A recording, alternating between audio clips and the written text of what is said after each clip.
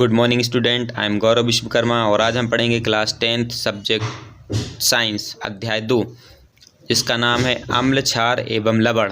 ठीक है, जिसका नाम है अम्ल, क्षार एवं लवण। तो सबसे पहले हम पढ़ेंगे अम्ल के बारे में। तो अम्ल क्या होते हैं? अम्ल वह पदार्थ हैं जो स्वाद में खट्टे होते हैं, तो उन्हें हम क्या कहते हैं? अम्ल। ठीक है, तो वह पदार्थ जो स्वाद में खट्टे होते हैं अम्ल कहलाते हैं। ठीक है, और विशेषताएं क्या हैं अम्ल की? अम्ल स्वाद में खट्टे होंगे, अम्ल स्वाद में खट्टे होते हैं, यह नीले लिटमस पेपर को लाल कर देते हैं और यह जल में H+ आयन देते हैं। ठीक है, जल में H+ आयन से मतलब है कि जब भी हम अम्ल को किसी भी अम्ल के लिए जल में घोलेंगे तो उसमें हाइड्रोजन प्लस आयन बाहर निकलेगा। तो ये क्या किसकी विशेषता है? अम्ल की। ठीक है, अब अम्ल के हम प्रकार पढ़ेंगे। तो सबसे पहले हम पढ़ेंगे तनु अम्ल। तनु अम्ल क्या है? वह अम्ल जिसमें अम्ल की मात्रा कम एवं पानी की मात्रा ज़्यादा हो, तो उसे हम क्या बोलते हैं? तनु अम्ल। क्या है? तनु अम्ल। तनु अम्ल क्या कहलाता है? वह अम्ल जिसमें अम्ल की मात्रा कम एवं पानी की मात्रा ज़्यादा हो, तो उसे हम क्या बोलेंगे? तनु अम्ल। जैसे हम ये समझ सकते हैं कि अगर हमने किसी 2% अम्ल मिलाया और 98% पानी है, तो उसे हम क्या बोलेंगे? तनु अम्ल। ठीक है, अब सांद्र अम्ल की बात बोलेंगे। वह अम्ल जिसमें अम्ल की मात्रा ज़्यादा एवं पानी की मात्रा कम हो, तो उसे हम क्या बोलते हैं? सांद्र अम्ल। सिंपल सी बात है कि अब इसमें इसका उल्टा हो जाएगा कि सांद्र अम्ल में क्या होगा? अम्ल की मात्रा काफ़ी ज़्यादा होगी एवं पानी की मात्रा कम होगी, तो जिसे हम क्या बोलेंगे? सांद्र अम्ल बोलेंगे। ठीक है, अब हम बात करेंगे क्षार की। क्षार क्या होते हैं? तो वह पदार्थ जो स्वाद में तीखे होते हैं क्षार कहलाते हैं। कौन से पदार्थ? वह पदार्थ जो स्वाद में कैसे होंगे? तीखे होंगे, क्या कहलाएंगे? क्षार कहलाएंगे, है ना। अब इनकी विशेषताएं क्या होती हैं? पहली, क्षार स्वाद में कड़वे होते हैं, यह लाल लिटमस पेपर को नीला कर देते हैं और विलयन में क्या देते हैं? OH- आयन देते हैं। अब देखो, अम्ल क्या देते थे विलयन में? H+ आयन, मतलब हाइड्रोजन प्लस आयन देते थे, और ये जो क्षार होते हैं ये विलयन में क्या देते हैं, है ना OH- आयन देते हैं। ठीक है, वो देते थे H+ आयन, ये देते थे ये देंगे OH- आयन। उदाहरण के लिए NaOH, KOH इत्यादि। ठीक है, अब हम बात करेंगे जैसे हम बात करेंगे क्षार।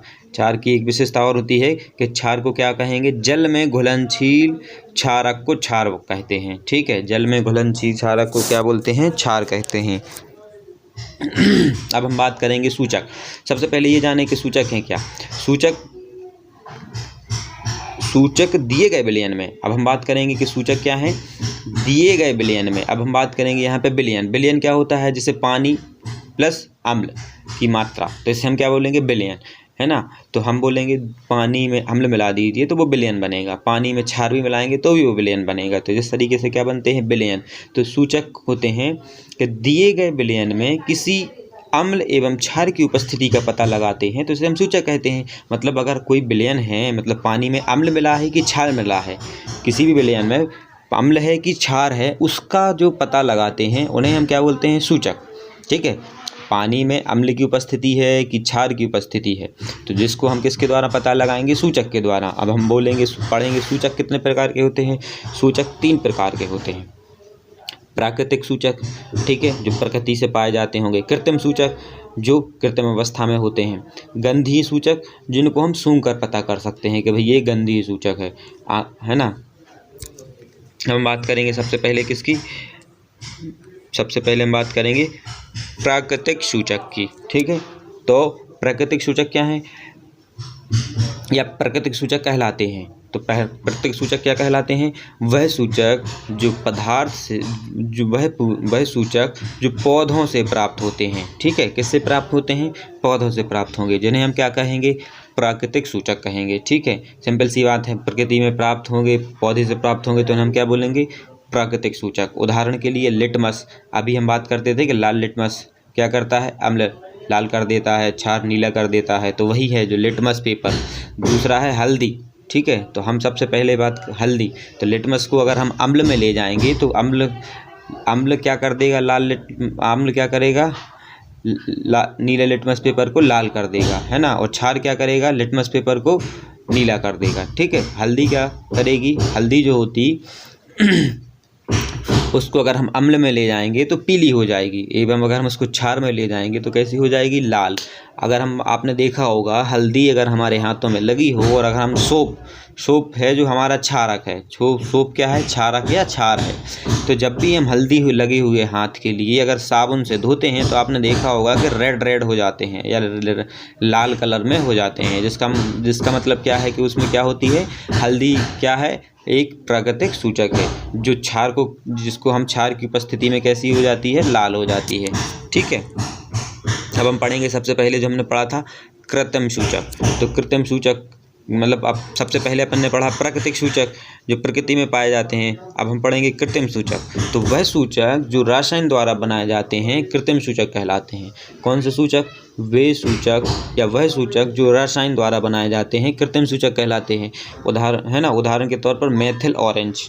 ठीक है, मेथिल ऑरेंज क्या है, एक रसायन सूचक है। अब रसायन सूचक जो रसायन विधियों द्वारा बनाया जाए उसे हम क्या बोलेंगे, रसायन सूचक बोलेंगे। ठीक है, अब हम बात करेंगे गंधीय सूचक। ठीक है, तो पहला था आपका कौन सा, प्राकृतिक सूचक, दूसरा था आपका कृत्रिम सूचक, अब हम बात करेंगे गंधीय सूचक। तो गंधीय सूचक क्या है, गंधीय सूचक जिन पदार्थों की गंध अम्लीय एवं क्षारीय माध्यम में बदल जाए गंधीय सूचक कहलाएंगे। ठीक है, सीधी सी बात है। गंधीय सूचक क्या होंगे, गंधीय सूचक वह सूचक हैं जिन पदार्थों की गंध है अम्ल में और क्षार में ले जाएंगे तो उनकी गंध बदल जाएगी, जिन्हें हम क्या बोलेंगे, अम्लीय सूचक या क्षारीय सूचक कहेंगे। ठीक है, तो उदाहरण के तौर पर हम बात करेंगे जैसे हम प्याज का रस, अगर हम प्याज का रस अम्ल में मिलाएंगे तो क्या होगी, तीक्ष्ण गंध आएगी। उसकी जो प्याज की गंध है वो कैसी जाएगी, काफ़ी तीक्ष्ण आएगी।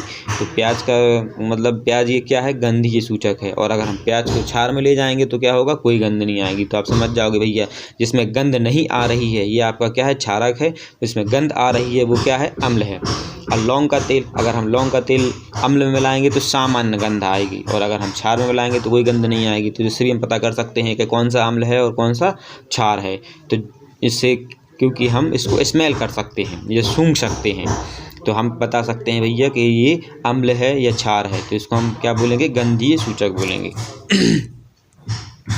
अब हम बात करेंगे अम्ल और क्षार की धातुओं के साथ क्रिया। ये बहुत बड़ा क्वेश्चन है और अच्छा क्वेश्चन है जो आता भी है। सबसे पहले अम्ल और क्षारक की धातुओं के साथ अभिक्रिया तो क्या होती है, जब हम बात करेंगे जब कोई अम्ल किसी धातु के साथ अभिक्रिया करता है तो एक लवण और हाइड्रोजन गैस बनाता है। क्या बनाता है, एक लवण और हाइड्रोजन गैस। तो याद रखना कि जब कोई अम्ल किसी धातु के साथ अभिक्रिया करेगा, अभिक्रिया मतलब आपने पढ़ा होगा क्रिया करता है, तो वह एक लवण और हाइड्रोजन गैस बनाता है। जैसे मेटल प्लस एसिड, अगर मेटल धातु है यहाँ पे, एसिड अम्ल है, ये रिएक्शन करने के बाद सॉल्ट प्लस हाइड्रोजन बनेगा, मतलब हाइड्रोजन गैस बाहर निकलेगी। तो याद रखना कि हाइड्रोजन गैस बनाता है। अब हम उदाहरण पर जैसे जिंक प्लस H2SO4, तो जिससे क्या बना, zinc sulphate ZnSO4 plus hydrogen gas बाहर निकली यहाँ पे। ठीक है, तो इससे हमने क्या हुआ कि जब भी हमने किसी भी अम्ल की क्रिया हम धातु से कराते हैं तो हमारा क्या बनता है, जिंक सल्फेट बनता है प्लस हाइड्रोजन गैस बाहर निकलती है। अब हम बात करेंगे कि जब जिंक और सोडियम ऑक्साइड, जिंक और सोडियम ऑक्साइड, अब यहाँ पे सोडियम ऑक्साइड क्या है, क्षार है। सोडियम ऑक्साइड क्या है, क्षार, जिसका फॉर्मूला होता है NaOH, जो आप सबसे नीचे वाले केमिकल रिएक्शन में लिखा है ना 2NaOH। तो यहाँ पे NaOH क्या है, सोडियम हाइड्रोक्साइड। तो जब जिंक और सोडियम हाइड्रोक्साइड के बीच अभिक्रिया होती है तो सोडियम जिंकेट क्या बनता है, सोडियम जिंकेट और हाइड्रोजन गैस का निर्माण होता है। लेकिन सोडियम हाइड्रोक्साइड अन्य धातुओं के साथ अभिक्रिया नहीं करता। तो ये बात ध्यान में रखने वाली बात होगी। ठीक है, तो अगर हमने क्षार के साथ भी अगर धातुओं की क्रिया कराई तो हमारा क्या बना, मतलब सोडियम जिंकेट और हमारी हाइड्रोजन गैस बाहर निकली। ठीक है स्टूडेंट, अब हम पढ़ेंगे बाकी का नेक्स्ट क्लास में। और अगर आपको हमारा वीडियो पसंद आए तो आप लाइक कीजिए, सब्सक्राइब कीजिए और अपने फ्रेंडों के लिए भी शेयर कीजिए। ठीक है, धन्यवाद।